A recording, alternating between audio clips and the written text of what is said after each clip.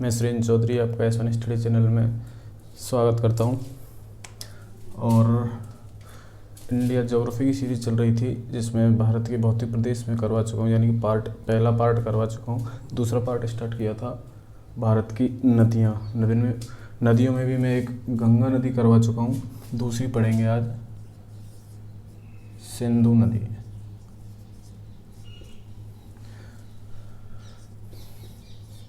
सिंधु नदी के बारे में पढ़ेंगे।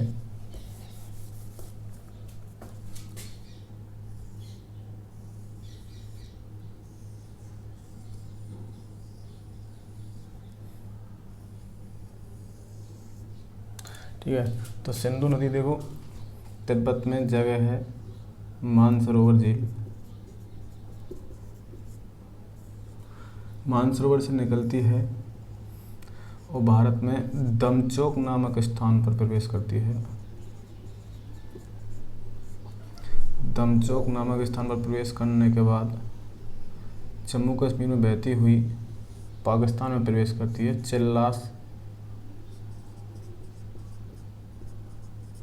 चिल्लास नामक स्थान पर।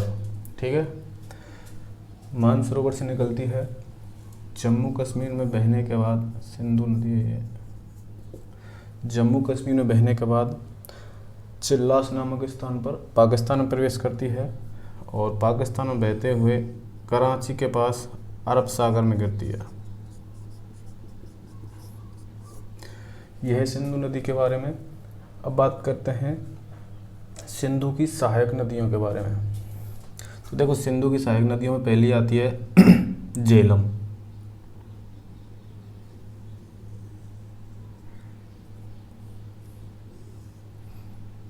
झेलम ये निकलती है झेलम वेरीनाग के पास शेषनाग झील है। जम्मू कश्मीर में वेरीनाग के पास शेषनाग झील है, वहाँ से निकलती है झेलम नदी। झेलम नदी की अगर बात करें, पहले एक बार बता दूँ फिर अलग अलग पढ़ेंगे। झेलम के बाद है चेनाब। चेनाब के बाद है रावी। फिर एक आती है इसमें सतलज, और सतलज में आके मिलती है व्यास। ये एक तरह से सिंधु नदी तंत्र है, यानी सिंधु और उसकी सहायक नदियाँ। ये ज़्यादातर हिमाचल, पंजाब और जम्मू कश्मीर में है सिंधु नदी तंत्र, जो सिंधु और उसकी सहायक नदियों द्वारा निर्मित है। तो इसकी जो सहायक नदी हैं उसको एक एक करके बता रहा हूँ मैं, इनकी डिटेल्स।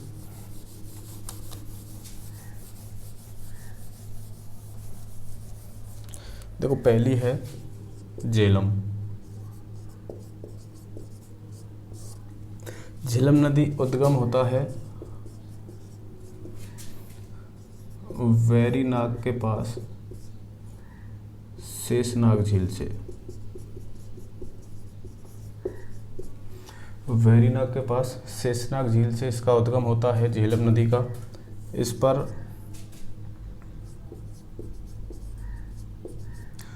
तुलबुल और उरी दो परियोजना चलाई गई हैं। तुलबुल और उरी परियोजना संचालित हैं और ये चेनाब में जाकर मिलती है।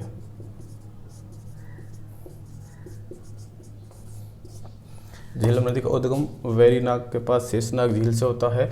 इसके बाद देखो ये वूलर झील में मिलती है जाके, और वूलर झील के बाद जाके पाकिस्तान में चेनाब में मिल जाती है।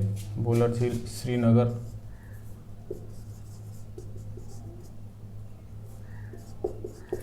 ठीक है, झेलम के बाद है दूसरी चेनाब। देखो चेनाब सिंधु की सबसे बड़ी सहायक नदी है।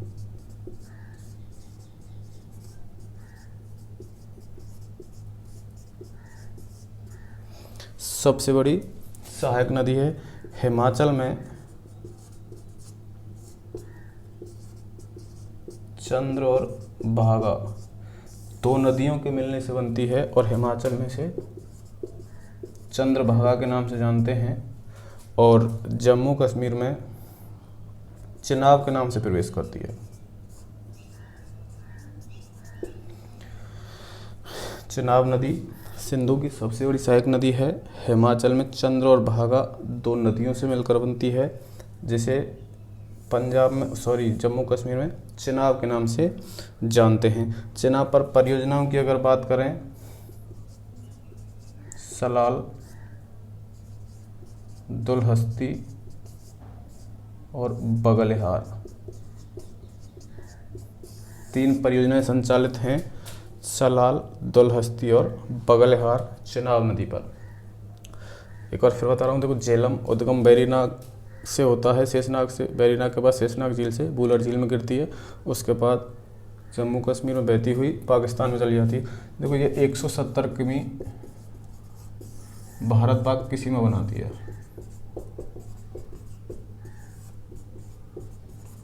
भारत पाक की सीमा बनाती है। फिर है चिनाब, सिंधु की सबसे बड़ी सहायक नदी है चिनाब। हिमाचल में चंद्र और भागा से मिलकर बनती है। चिनाब चंद्र और भागा के नाम से नदी, इस पर परियोजना संचालित हैं सलाल, दुलहस्ती और बगलेहार। ठीक है, 2 हो गई। इसके बाद आती है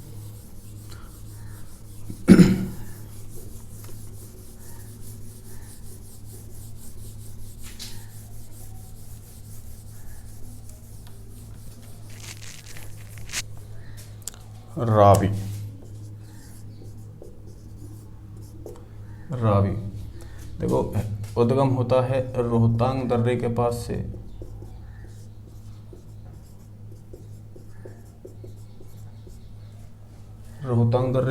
उद्गम होता है और चिनाब में जाके मिलती है। परियोजनाओं की अगर बात करें तो इस पर परियोजना है चमेरा और थीन। रोहतांग दर्रे के पास से निकलती है, चिनाब में मिलती है जाके, और इस पर परियोजनाएं संचालित हैं चमेरा और थीन। उसके बाद है चौथी व्यास। ये भी रोहतांग दर्रे के पास से निकलती है।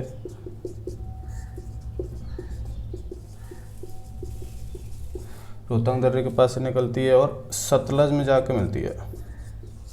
हरके जगह है, हरके नामक स्थान पर सतलज में मिलती है। ये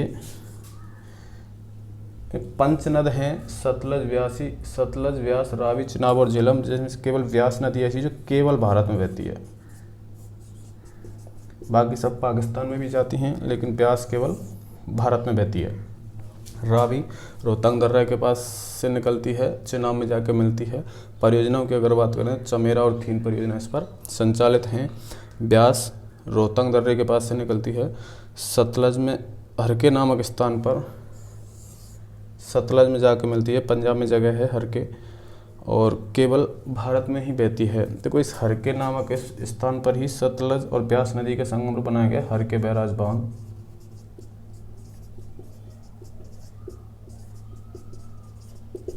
ठीक है, हरके बैराज बांध। तो ये है ब्यास। इसके बाद आती है सतलज।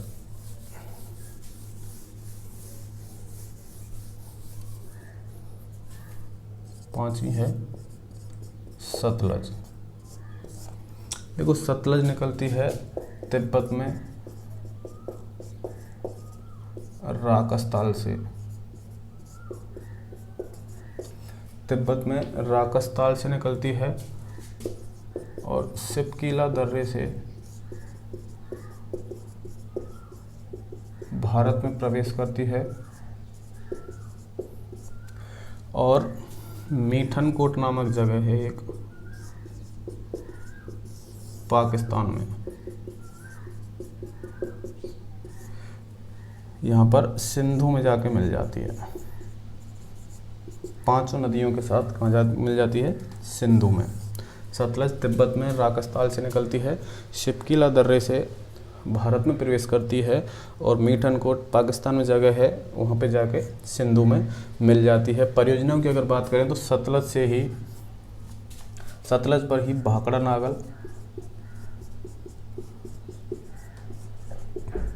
नागल परियोजना और जो इंदिरा गांधी नहर है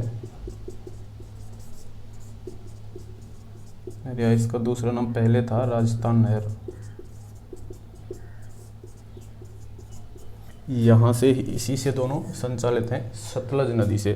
तो एक बार फिर बता रहा हूँ, सतलज नदी तिब्बत में रागस्थाल से निकलती है, सिपकिला दर्रे से भारत में प्रवेश करती है और मीठनकोट नामक स्थान पर पाकिस्तान में जगह है, सिंधु नदी में जाके मिल जाती है। परियोजनाओं की अगर बात करें तो भाखड़ा नागल परियोजना और इंदिरा गांधी नहर परियोजना इसी से निकाली गई हैं या इसी पर संचालित हैं। तो ये हुई सिंधु की सहायक नदियाँ। देखो सिंधु की सहायक नदियाँ हैं पांचों, इनके द्वारा कुछ दोआबों का निर्माण किया गया है।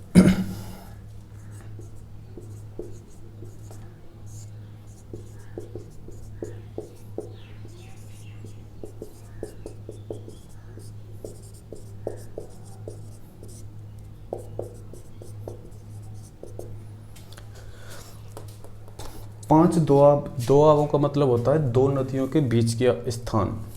तो 5 दोआब बनाए गए हैं इन नदियों द्वारा। वो कौन कौन से हैं? देखो, सिंधु और झेलम के बीच है सिंधु सागर दोआब,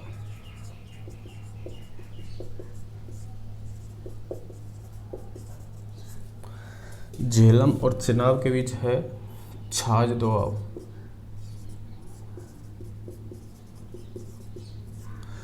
चिनाब और रावी के बीच है रेचना दोआब, रावी और व्यास के बीच है वारी दोआब और व्यास और सतलज के बीच है विस्त दोआब। यानी हम पंजाब को पंजाब क्यों कहते हैं? यानी वहाँ 5 आबों का समूह है, यानी 5 आब स्थित हैं। आब यानी 2 नदियों के बीच की भूमि क्या कहलाती है? आब, इसलिए इसको कहते हैं पंजाब। तो ये आब हैं, सिंधु और झेलम नदी के बीच के आब को कहते हैं सिंधु सागर दोआब, और झेलम और चिनाब के बीच के दोआब को कहते हैं छाछ दोआब, चिनाब और रावी के बीच के दोआब को कहते हैं रेचना दोआब, रावी और व्यास के मध्य के जो दोआब है उसे कहते हैं वारी दोआब, व्यास और सतलज के बीच के को विस्त दोआब। तो ये 5 दोआब हैं। तो ये थी सिंधु और उसकी सहायक नदियाँ। यदि आपको वीडियो पसंद आ रही हो तो लाइक कमेंट शेयर ज़रूर करें और हमारे चैनल को सब्सक्राइब करना ना भूलें। और कोई भी अगर डाउट हो तो कमेंट करें, मैं आपका डाउट क्लियर करूँगा। Thank you.